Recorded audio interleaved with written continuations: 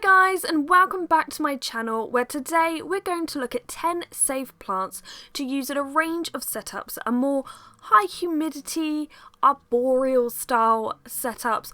So your crested geckos, gargles, leeches, day geckos, dart frogs, a whole range of animals these plants can be used with. Previously I did a video of the top 10 plants to use with your leopard gecko, so if you'd like to watch that I will leave that link here and below. But let's get on to our list. So number 1, the golden pothos, also known as devil's ivy. Now there are a few similar plants you can use, so I've used the satin pothos in the past, but I have found that the golden one really seems to thrive in these environments. One downside though is they can quickly get quite big and take over a tank, so if you are starting off with a smaller tank, then maybe this isn't the plant for you.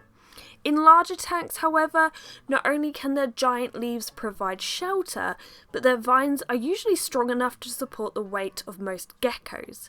So this is a great, easy to find, easy to care for plant for your tank. Just be wary of how much and how quickly it can grow and take over your tank.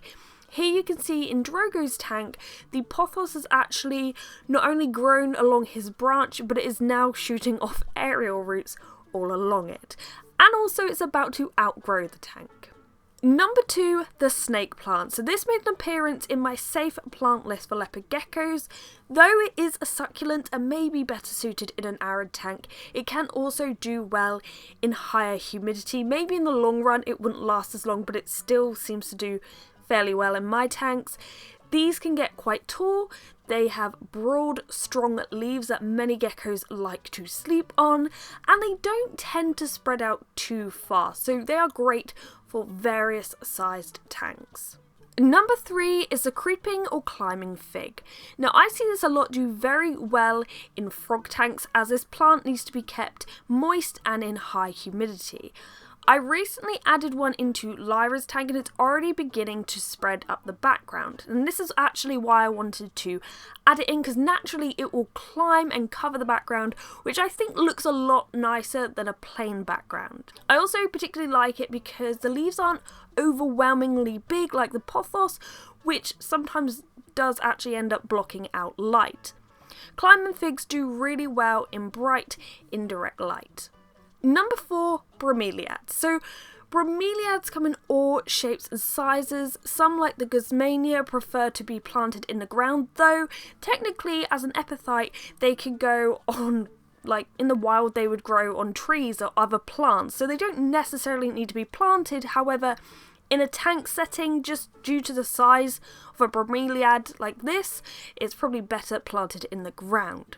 There are smaller species that can sometimes either be planted in the ground or attached to the background.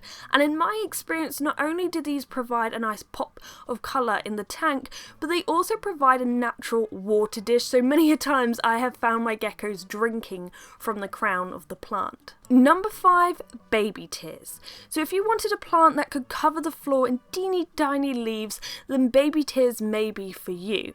Now I've had a lot of success growing this outside of the tank. It's gone absolutely wild, and a lot of the times it is considered a weed. If you get it in your garden, it's not a great thing to have, but actually I think it can look really nice in a tank. One problem I face at the moment, now I've added some in Lyra's tank, is it's very vulnerable to the cleanup crew, as they sometimes like to nibble on a few leaves. So I would say if you were going to put baby tears in your tank and you really wanted it to carpet the floor of the tank, maybe do this before adding in too many cleanup crew members. Number 6, the nerve plant. Now I don't have any in my tanks at the moment, but I absolutely love this plant for its vibrant colours and ease of care. They can really add a pop of colour to the lower regions of your tank. Now in hindsight, when I did have these in my tank, I should have probably kept pruning them or something, because they did get a bit leggy. One thing I also did notice about these is if you have a gecko that is prone to jumping on plants and squishing them, the nerve plant is a little more delicate in comparison to other plants I mentioned on this list. So if you feel like your gecko might trample on the plants, then maybe this isn't for you. but I did really enjoy having this plant in my tanks, and it comes in a range of colours. One downside I would say is almost every time I've ever added a nerve plant into my tanks, I get an outbreak of fungus gnats. Even when I remove all the old soil and clean it, somehow they get through. I don't know why the nerve plant in particular happens to get this, but that is something to be wary of. Number 7, we're looking at a whole bunch of plants here. We're looking at Dracaenas or Dracaenas, however you pronounce it. These plants mainly come from Africa and Australia and come in a range of forms, most of which are safe to put in our tanks. One that you may be familiar with but may not know it's part of the family is Lucky Bamboo. So unlike what its name suggests, it's not bamboo at all, it's part of this family. I do have some growing in Lyra's tank.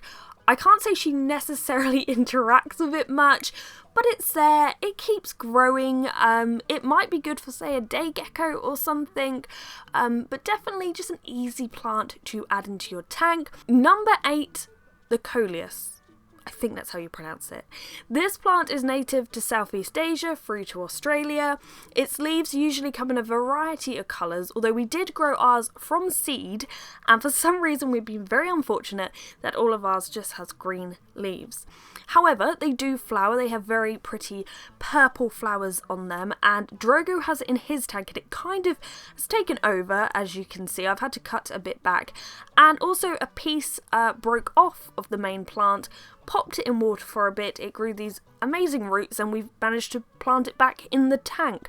It's a very hardy plant, which surprises me because the leaves are still quite delicate, but it's very determined and grows really well, and if you're lucky you can get it with a pop of colour.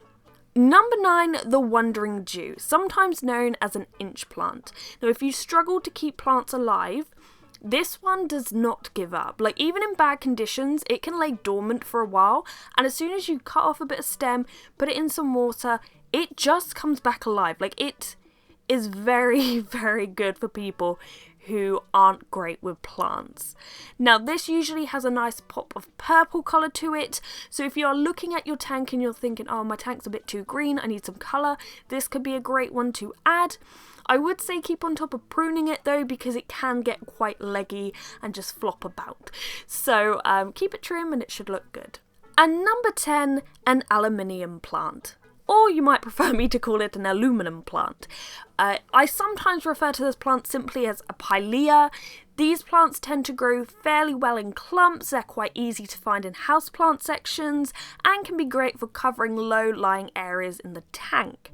However, they can eventually grow up to 30 centimetres tall if they get the chance, but in my experience I've never had them get quite that big. One thing I would be wary of is, for some reason, this particular plant seems to attract spider mites. So of course any plant you add into your tank, you have to take away the old dirt, give it a wash, inspect it for pests, because you don't want anything going in your tank like slugs or snails or spider mites.